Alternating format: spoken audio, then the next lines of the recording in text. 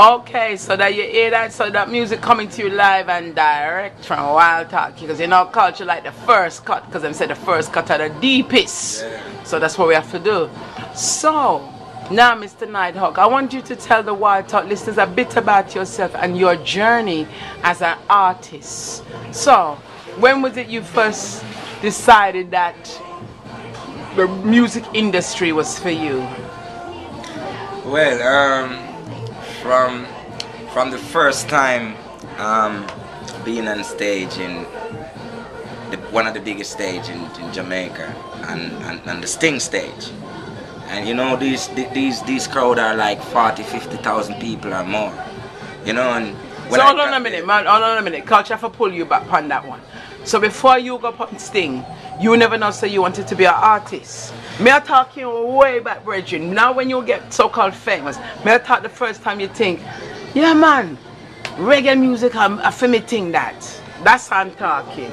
Yeah, well, the first time I saw that, it's like I'm telling you, it's like I know it wasn't me before, but when I got back from Europe, I see myself now as a reggae pioneer, as someone who, you know, as an ambassador then, you know, for the world, and you know, taking the music all over. When I got on that Sting stage and I saw this massive crowd, then I realized that I'm on the right track.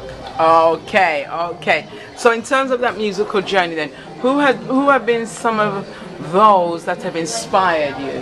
Whether they were artists themselves, family, children, whoever. Who have been your greatest inspirations? Well, some of them are some late greats, you know, some of them are not here anymore, and like some of who? them are here, you know, we're talking about the great Joseph Hill, Culture. We're talking about Bob Marley, you know, Peter Tosh, you know, and Garnet Silk was one of my heroes. Oh yes, you know, yes. You know, there's a lot of them there, you know, and even still you got some of them here now, still, you know, like Hugh Roy and these people.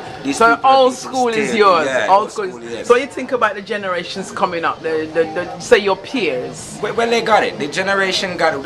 Well, what we don't want them to do is to change the format what we are in now, you know, because we know the dancehall came, and you know, and it came on a reasonable time from the reggae music, and still we can't, you know, decide to throw the dancehall away. But we has to know that reggae music is the thing that make us who we are today in Jamaica and outside Jamaica.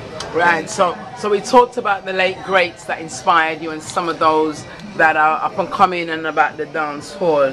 So in terms of those outside of reggae music, who are the ones who have inspired you? Well, dancehall vibe would be like Bounty Killer.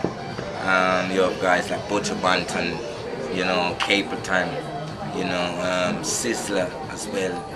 You know, some guys who set a foundation, who set a platform. Alright, so me have to push back again now, brethren, because well, you're my brethren, yeah. But up to now, I'm not hearing that one woman artist.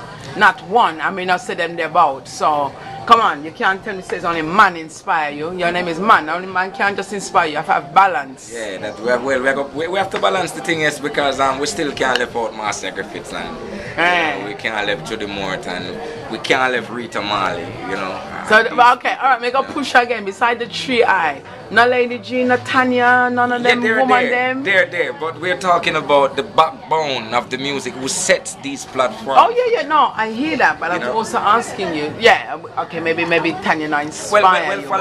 For like Lady G and Tanya Steven, you know, Lady Saw, she's the queen of the dancehall. You know, we respect these ladies because these ladies still come and show the nowadays ladies that they can make, you know, a living without and do something else to themselves. So, you know, we respect them for that. And we always have to give them a props for that because, you know, so Tanya Steven, you know, because the reason why I push Tanya, I can see Tanya's my girl, and not really through the dancehall kind of what some man would call slackness, but through her echo, her social and political statements that she makes in her music. Well, I think they are very profound. I think Tanya Steven, as you says, she would be like me. She's plain, you know. She's like, give it on the nail head, That's what I said, and it means that way, and I don't take prop, you know. So, you know, she's a great artist, great female artist. Also, Lady G, you can count her out. Yes, you know, true. And then you got another wise one coming up there too as well, Tifa. You know, she's more like a backbone, coming from in the ghetto, but she knows everything too as well. So we have to pick up these few ladies that are coming up in the thing and give them a props, you know. Beautiful, beautiful, because we know that the sisters, they're not having an easy time. No. Because reggae, as we know, is a very male-dominated arena. Yes. All right, and a bit misogynistic, I would say, and I own that, because you know, when culture talk, culture down ramp. Yes. Yeah, the reggae industry is very misogynistic and push women to the back, and unless she attracts slackness, yes, it look like nothing go on. Yes. Unless, of course, you had the Queen Eye Freakers and the Tana Selassie I bless. Yes. But anyway, before me get upset, all right. Let's see what else. Yes, we talked about that. Yeah, may I ask you? I gotta ask everybody that me interviewed today. So may I have to ask you as my final question, because we have to go on another music. May I have to ask you as the final question, Nighthawk. What is the one thing in life you know for sure? What is the one thing in life I know for sure? Yes. The one thing in life that I know for sure.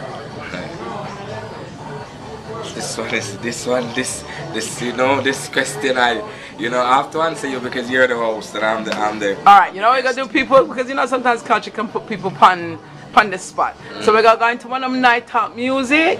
Yeah, make it, and this little dancehall track, Me Love, personal. So we gotta give him a little time to think about the one thing Nighthawk knows for sure. So we're gonna come back after this chat. So we'll come.